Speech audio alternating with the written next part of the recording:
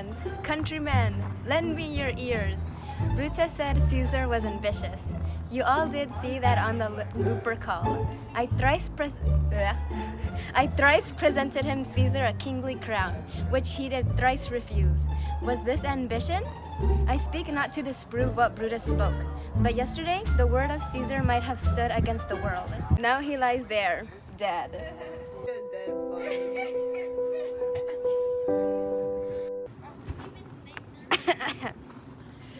Oh, sirs, if I were trying to stir your hearts and minds to rage and rebellion, I would be doing wrong to Brutus and Cassius. But here's a parchment with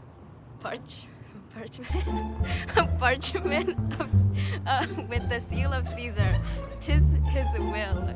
You will compel me then to read the will, then make a ring about the corpse of Caesar. And let me show you the man who made this will. Look in the place Cassius dagger through, and as he plucked his cursed steel away, mark how the blood of Caesar followed it. Then burst his mighty heart, which all the while ran blood, great Caesar fell.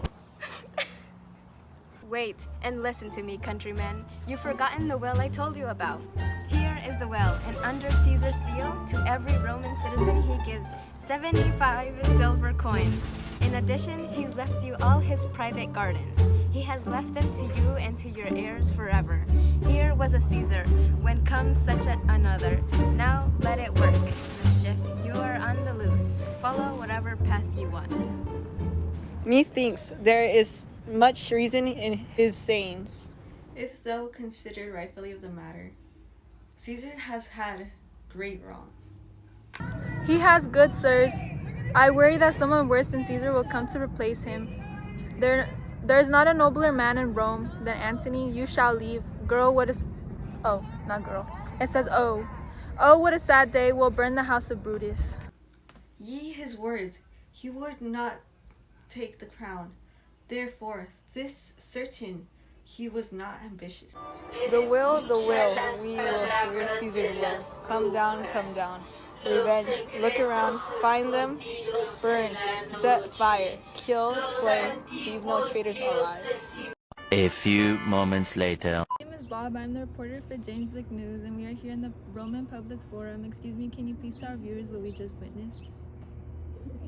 Well, with me and the rest of the plebeians, you have just witnessed Mark Antony enter the public forum and start to contradict Brutus's claims with his supposed truth, to which then Antony shows us Caesar's wounded and lifeless body and reads us the will. Okay, excuse me, you were an important speaker in the scene since you were doing your best to be convincing or persuasive. Can you tell us who you are and a little bit about yourself? I am Mark Antony, a true friend of Caesar's and a man who will gratefully bring him justice. I tend to be a sarcastic man, loyal, very intelligent, and highly persuasive. Much more than Brutus, if I say so myself. Okay, what was the occasion of your attempt at being persuasive?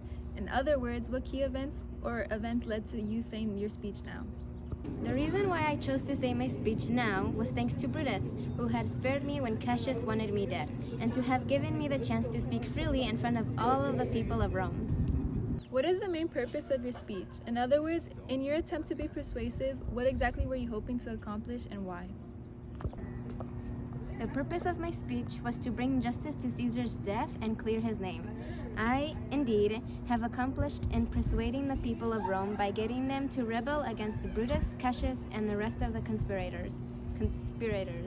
Why did I do such a thing? Well, I did it because Caesar was my friend, and because he had treated me and the people of Rome with such kindness that is like no other.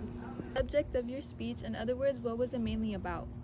My speech was mainly about the assassination, the body, and Caesar's will, and how Brutus and Cassius just had pure hatred and jealousy for my beloved partner and friend. One final question for you. When you were trying to be persuasive, you said in line 29, "Here was Caesar, when comes such another."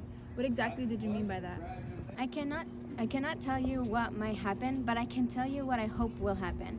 I hope these countrymen see the wrong that Brutus has done, and they will choose to do something about it. Let me ask you a question. It appeared you were the audience of Antony's speech since he was trying to persuade you. Can you tell our viewers who you are and a little bit about yourself? I am the second plebeian. I own a bakery not far from here. I've seen Antony and Caesar around together and would always offer them my business. Antony was attempting to persuade you. What tone did you think he used? Why do you think he used this tone towards you? The tone Antony used to persuade, not just towards me but to the people of Rome, was firm. He caught our attention. He held his ground. He wasn't even just firm. He had so much emotion, so much passion and loss in his tone.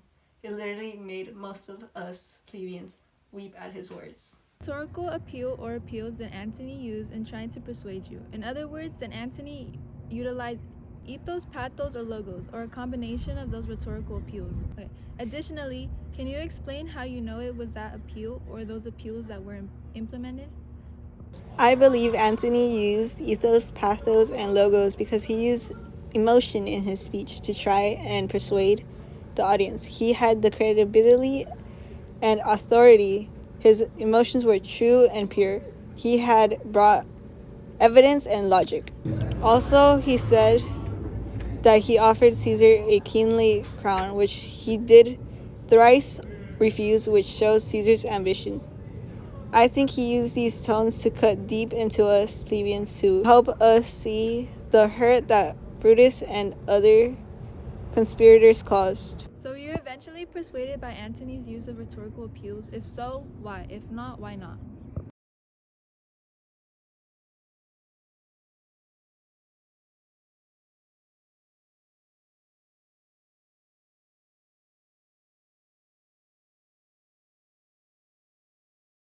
And isn't there for only one reason? Here's another question for you. Somewhere in the scene you said from lines 120 to 121, ye his words, he would not take the crown, therefore tis certain he was not ambitious. What exactly did you mean by that? I think that Caesar was true to himself and was humble enough to not accept a crown, knowing that he did not need it to be a great leader. So can you tell us what might possibly happen next as a result of what unfolded in the scene? Also, why will that happen? What I believe could possibly happen next, thanks to Antony's speech, is a war. Why? Because the people of Rome have been lied to and frowned upon. Now that our kind and noble Caesar, the one that has treated the people of Rome with such kindness, is gone, and we will have no choice but to declare war. That's it for now. This is your reporter. What was my name? Bob, right? Okay. That's it for now. This is your reporter Bob, live at the scene for James Lick News. Now back to the studio.